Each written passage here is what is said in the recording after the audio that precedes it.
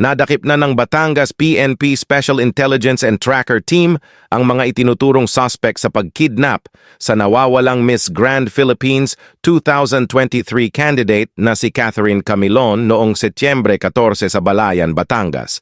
Sila ay sina ex-Police Major Alan De Castro na umano'y mastermind sa pagkawala ni Catherine at bodyguard nitong si Jeffrey Jepoy Magpantay.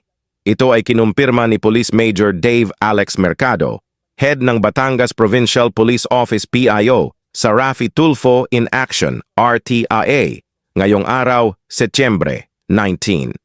Ayon kay Mercado, naaresto ang dalawa sa bisa ng inisyong arrest warrants ng Batangas Regional Trial Court Branch 3 dahil sa kasong kidnapping at serious illegal detention kay Catherine. Hindi sila pinayagan ng korte na makapagpiyansa. Matatandaan na dumulog sa RTIA noong Nobyembre 21, 2023 ang mga magulang at kapatid ni Catherine upang humingi ng tulong na mahanap ang kanilang kaanak at makamit ang hustisya para rito. Kaya patuloy na tinutukan ni Senator Idol Rafi Tulfo ang kasong ito upang masiguro na hindi mabibigyan ng VIP treatment sina De Castro at Magpantay. Maaalala kasi na sa ginanap na pagdinig ng Senate Committee on Public Order and Dangerous Drugs noong Pebrero 27, 2024.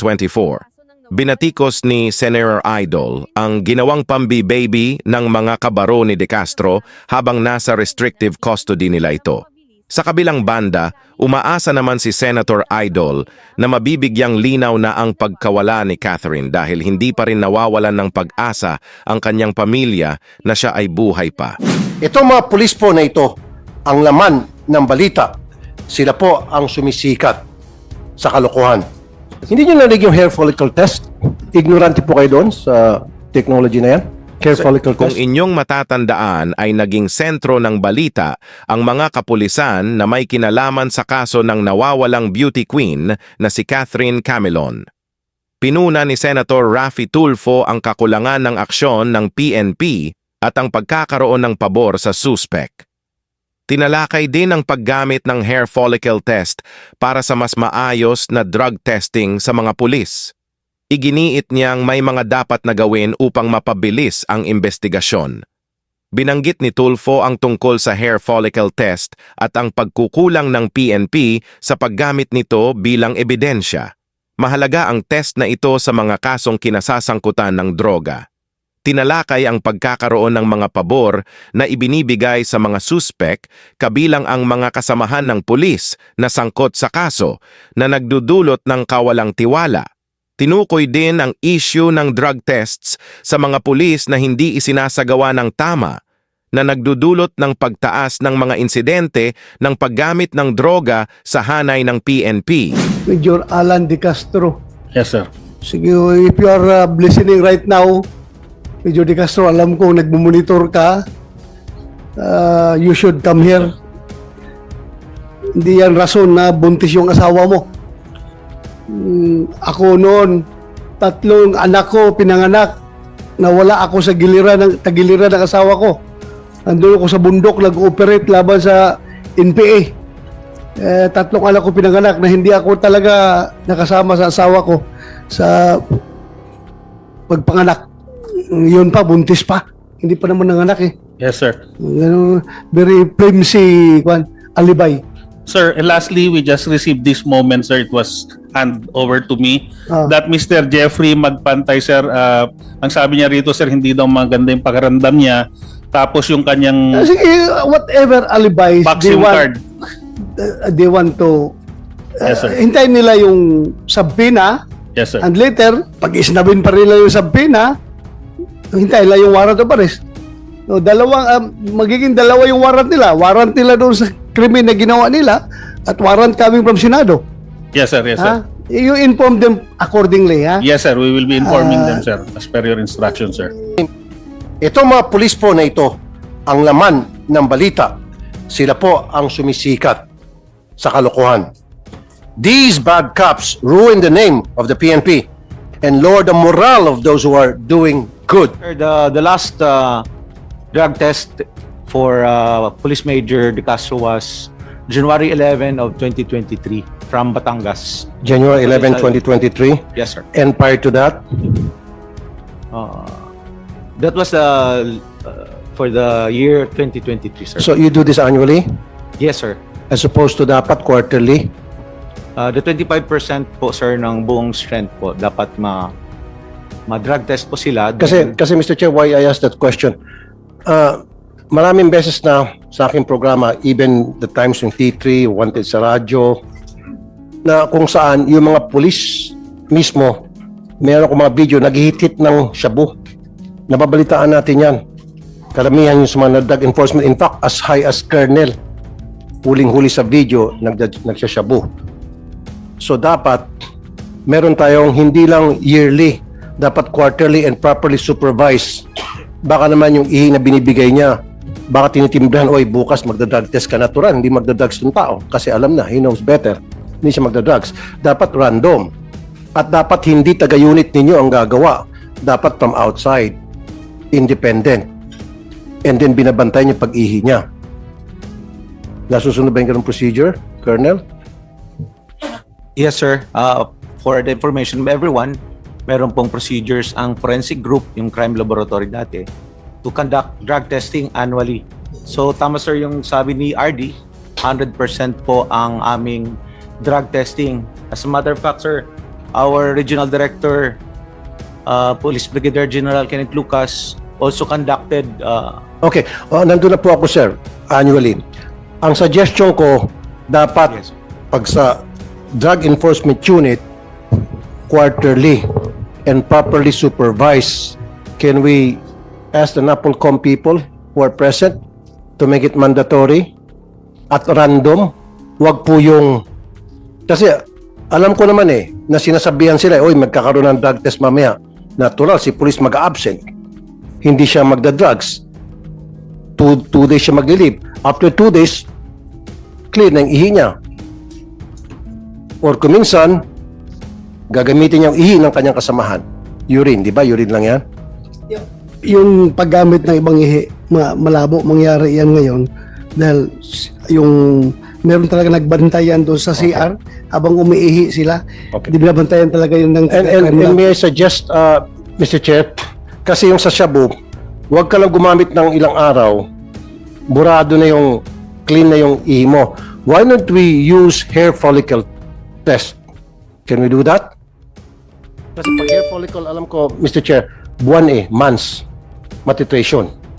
Ano bang pinaka-technology na alam nyo sa crime lab na mas mabigat pa kaysa mas accurate kaysa Sir, currently, we are doing the drug testing using the urine because of the mass number of personnel that to be conducted.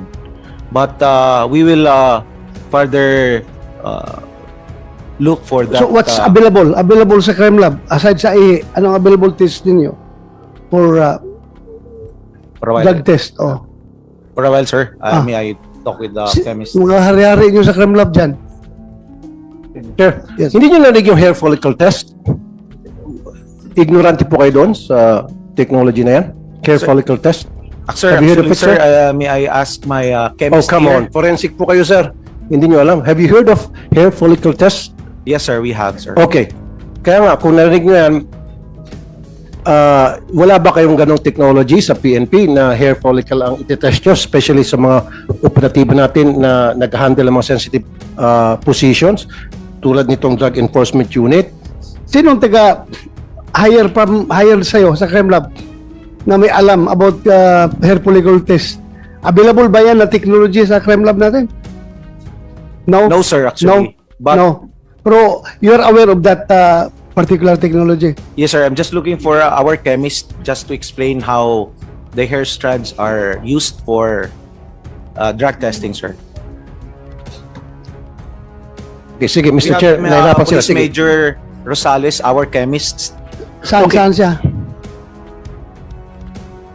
Pakibilis. Meron kayong ganong technology po?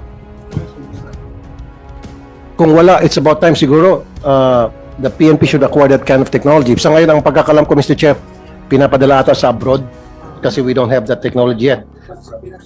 Ang pagkakaalam ko po. Pero why don't we acquire that kind of technology? Bigyan natin sa NBI, bigyan natin sa PNP, bigyan natin sa PDEA para makatulong sa ating mga taga-law enforcement, di ba? Sa proseso ng pag-identify ng mga gumagamit ng drugs. Kasi alam ko hair follicle test, it goes back up to 3 or even 6 months. Alam mo yan? I may present Police Major Rosales, our chemist of Forensic Group, sir. RFU 4A. Good morning, Your Honor. I'm Police Major Joanne Rosales, Forensic Chemist presently assigned at Rizal Provincial Forensic Unit in Taytay, Rizal. At present, Your Honor, hindi pa po ginagawa sa PNP Forensic Group ang hair follicle examination, but our good director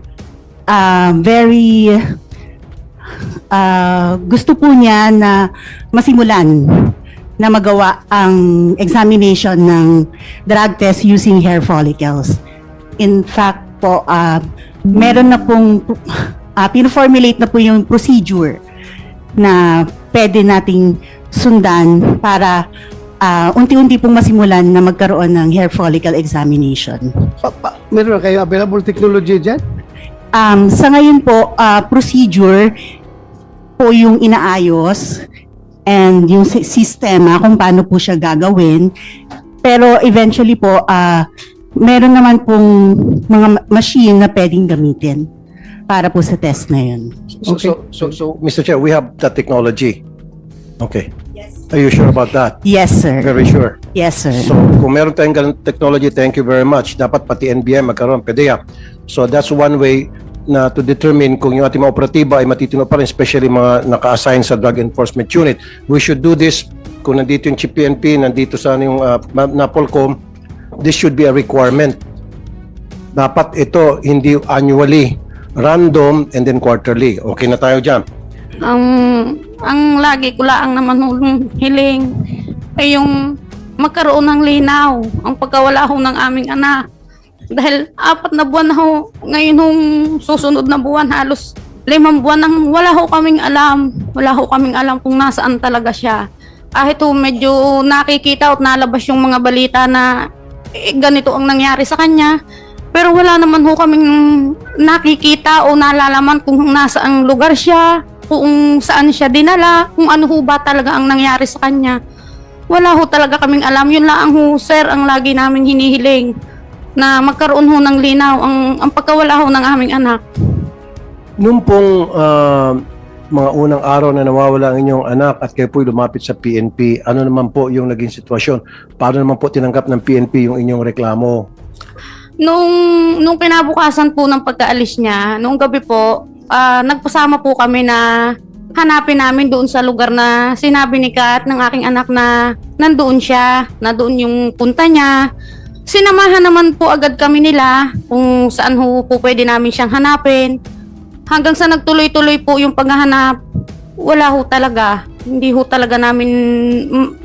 namin makita at wala ho kaming malaman tungkol sa pagkawala niya.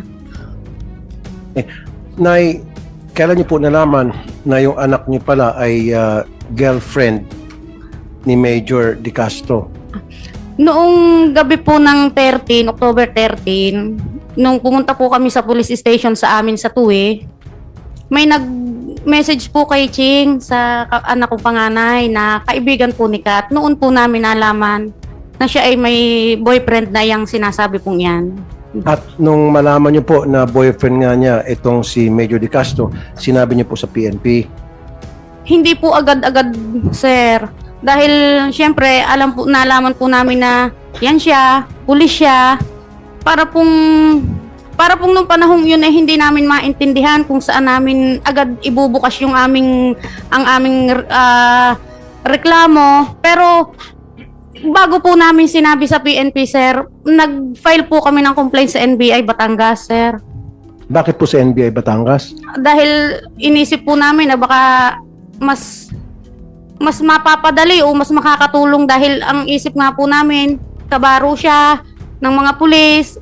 marami yung sasabihin ko na po yung naririnig ko sa iba na kabaro yan, baka may ganito o ganyan. Pero sinabi ko naman po noon sa kanila na may tiwala ho ako sa kanila dahil kailangan namin ng tulong nila para makita po namin ang aming anak.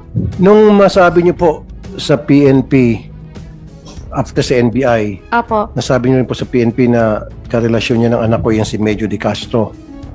Kailan po yun? Mga October pa rin po, sir, yun. Hindi pa po October. nalampas ang buwan ng October dahil simula naman po nung araw na hindi na namin siya makontak, dire-diretso na po ang paghahanap namin. Okay, kaya po, nung masabi niyo po sa PNP na yung si Medyo de Castro, ang boyfriend ng anak ko, that was in October po, sometime. Mhm. Nung masabi niyo po sa PNP, ano pong ginawa ng PNP? Gumawa din naman po sila ng aksyon na hanapin. Si Major. Magkaroon ho ng hiningan ho nila kami ng mga salaysay kung paano masasabi na si De Castro ang kasama, ang boyfriend. Ayun ho, para doon na ho nagsimula yung aming pagbibigay ng salaysay sa kanila na ipinaliwanag namin sa kanila na noong umalis po si Kat, ay si De Castro po ang kikitain niya. Nasabi po sa inyo. Sinabi po sa amin ng kaibigan niya, sir. Sinabi Okay. po. So, yan po ba ay nasabi niyo sa NBI din? Apo. Okay, curious lang po ako. Ano po yung nangyari sa investigation ng NBI? Good morning po, sir. Ma'am. Bali, nag-file din po kami ng kaso sa NBI at nag-conduct din po sila ng investigation na ready naman po nilang ma-open na rin po kung ano po yung nakala po nilang mga evidence. At noong nakaraan pong January, kasama po namin sila sa hearing po sa RTC Taguig para po makakuha po ng search warrant po para po sa Globe Telecom para po doon po sa disclosure po ng computer data. Okay.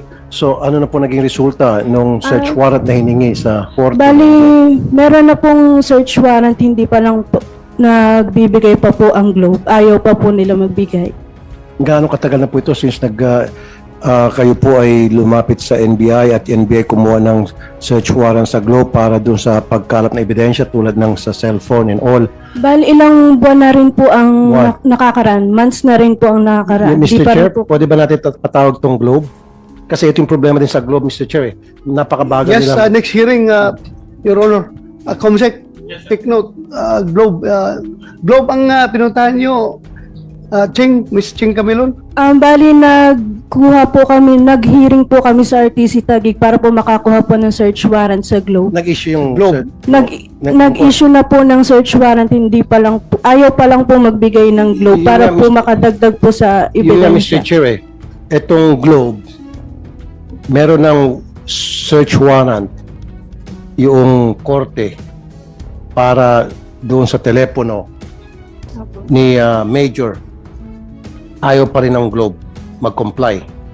Well, kung basehan natin yung previous case no, na imbestigahan natin dito sa committee, yung killing doon sa Vice Mayor ng Cagayan, suspect natin yung Mayor mismo.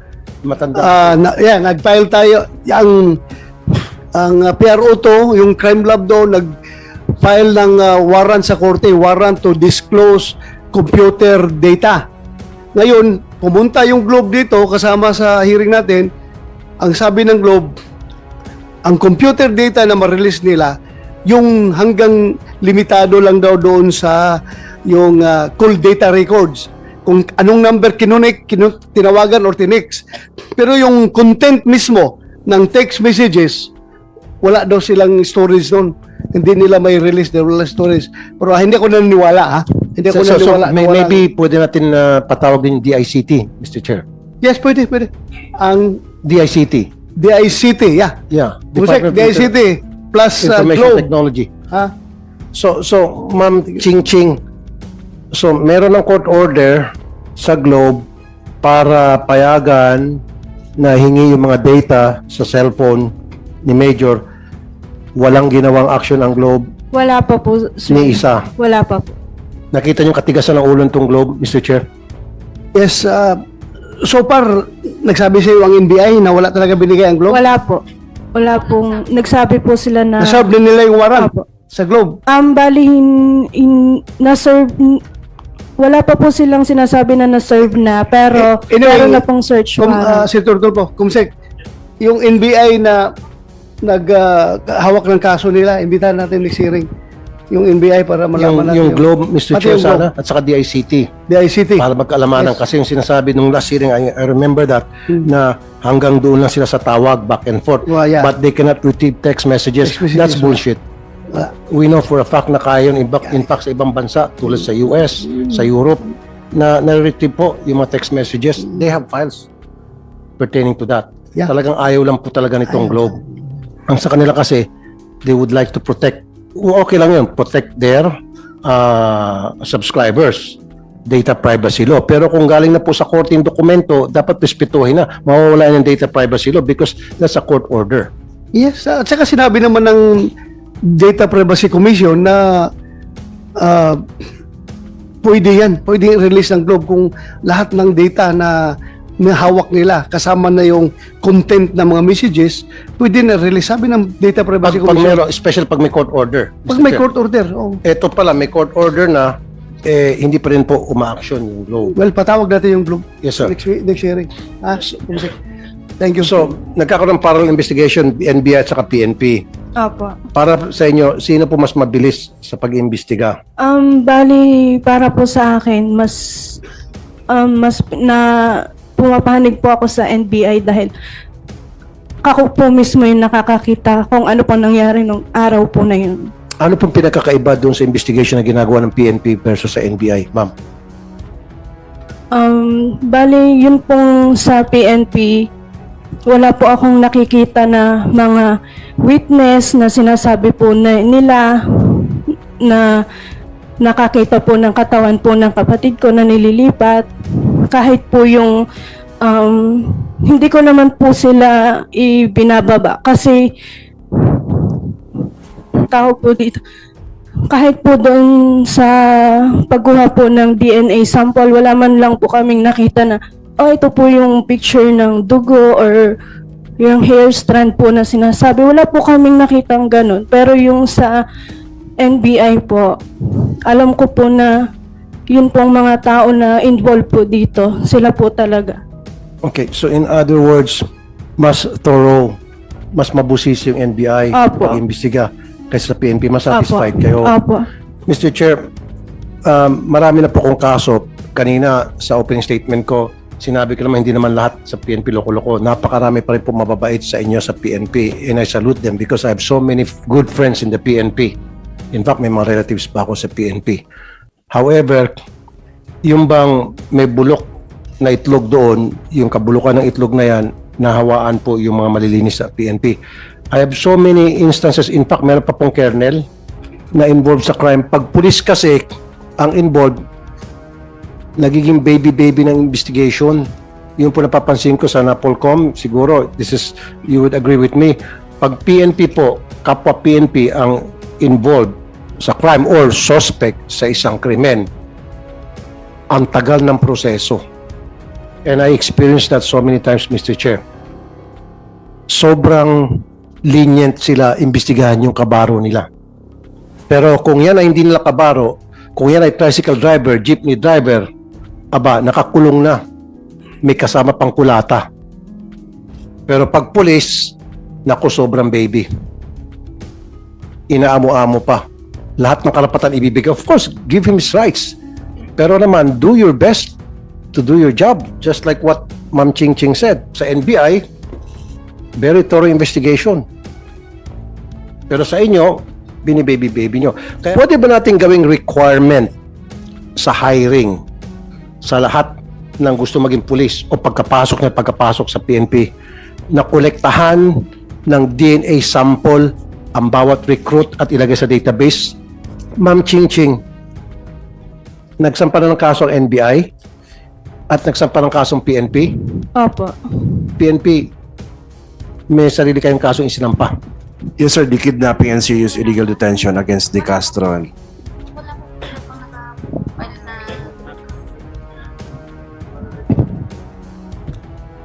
Ang NBI po ata, sir, hindi pa po nagpa-file ng kaso at hinihintayan pa nga po ang ano nung Globe, yung pagbibigay nila ng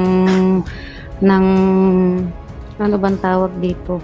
Ng action po para mas mapaigi pa po yung investigasyon nila sa ngalan po ng ano ng data.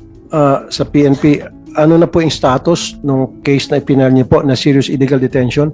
Sir, we're still Major? awaiting for the resolution, sir. Kasi the case was elevated to the regional level of the regional state prosecutor after the inhibition of the Batangas prosecutor's officer.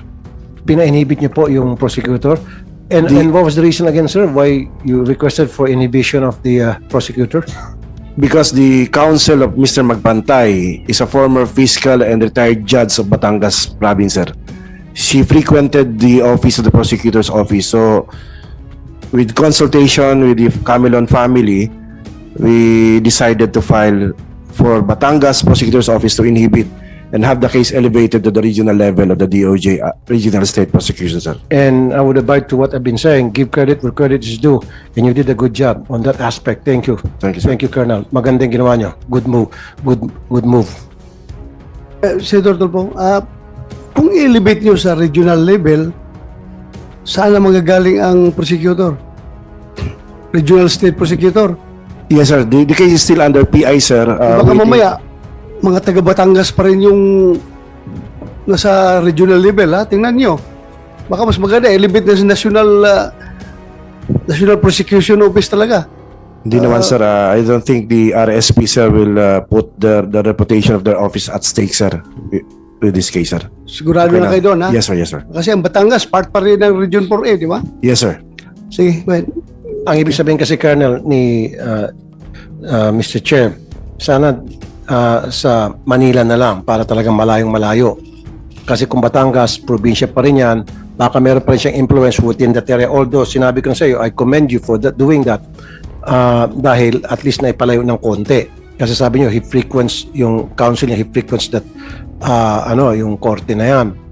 So, inilayo niya lang ng konti.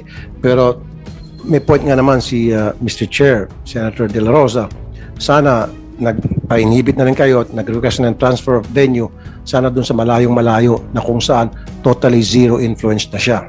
Yung point ni, ano pong sagot niyo dun? Ulit? We will consider that, sir, no? With consultation from the Camilon family. We don't do action without their nod, sir. Since nandito na lang sila, di konsulta natin. Ma'am, nakikinig kayo kanina pa, Ma'am Rosario. Sinabi nila, nilipat nila sa ibang venues pero Batangas pa rin yung mag-handle ng case. Sa region pa rin, level which is Batangas province pa rin. Ngayon, ang suggestion ni Senator Bato de la Rosa, i-transfer sa malayong lugar, labas na Batangas tulad halimbawa na Manila, o Cavite, o Quezon City. Ano pong sa inyong palagay? Kasi daw kailangan konsultahin daw kayo. Sa amin po naman, sir, dahil kami naman po talagang nagtitiwala sa kanila. Kung ano po yung alam din nila na mas makakabuti at makakatulong po sa pagresolba ng kaso, doon po kami, sir. Kung mamarapatin po nila na dalahin doon sa mas malayo para makalayo talaga sa kanila, willing naman ho kami. So, in other words, Ma'am Rosario, okay kayo dun sa suggestion ni Senator Bato na ilabas sa Batangas yung kaso with your permission daw, sabi ni Colonel Malinaw, papayag naman daw sila. Ano pong inyong palagay? Okay lang po, sir. Okay lang po sa amin kung ano po yung mas makakahigit pa na ganda o mas makakatulong para po magkaroon talaga ng linaw. Mas makakatulong nga po, tulad po sinabi ni Senator Bato, Opo. pag yan po inilipat sa malayong lugar, wala sa Batangas, mas malakas ang laban po natin. Kasi wala na siyang influence. Totally yung council. Kasi yung council, sabihin na natin, anong lugar po ito sa Batangas? Yung kaso, pinagmulan? Batangas Provincial Prosecutor's Officer. Saan po banda? Batangas City, sir. Tapos transfer sa province. San Pablo, sir. That is based, ang DOJ Regional State Prosecution, sir, is based in San Pablo City, sir. Kaya nga, Laguna. Batangas Laguna, pa sir. rin. Laguna. Laguna na. Yes, sir. Okay. So sabi mo kasi Batangas Provincial, so Laguna na. Yes, sir. Komportable na po kayo, Ma'am Laguna. Okay naman po na kung yun po baka naman ho hindi na yun mapapasok nung ikangay ng galing sa Batangas na nakaka-impluwensya sa amin nga ho'y kahit saan, basta saan ho yung mas higit na makakatulong, sir. Doon ho kami. Kahit ho saan kami dalahin, kung saan ho kami, kung alin ho yung mas magkakaroon ng tunay na kalinawan, doon ho kami, sir. Okay. Wala hong problema sa amin.